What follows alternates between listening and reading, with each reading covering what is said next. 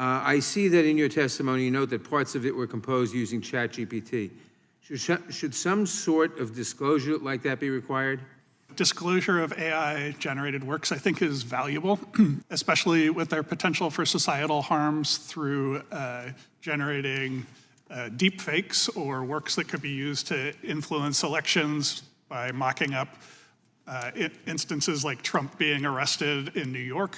I saw it being generated by Midjourney. I think that this is an important issue that touches on the output of generative AI systems, and that is where I think that regulation is deserved.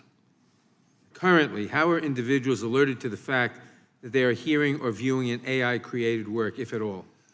There's a variety of technological devices that our field is innovating in order to mark AI-generated works, similar to a watermark on a stock photography site. This is not an established industry-wide practice, but it is something that our field has been discussing.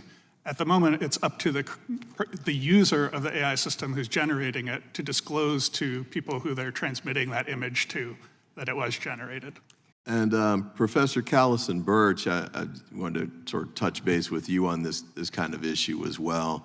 I know we've been talking about copyright law, but from the standpoint of protecting the community, the world, whatever, from these sort of fabrications, which I don't know if they're illegal at this point or not, but you know, are there steps we need to take to address this? Absolutely. My PhD students have done the largest ever study on human detectability of machine-generated text, and we've found that over time, it's getting harder and harder to detect, but that people can be trained to detect. So I think similarly to how Dan is saying that the latest clip of the fake Drake song is increasingly passable as human, whereas 5 years ago it wouldn't have been.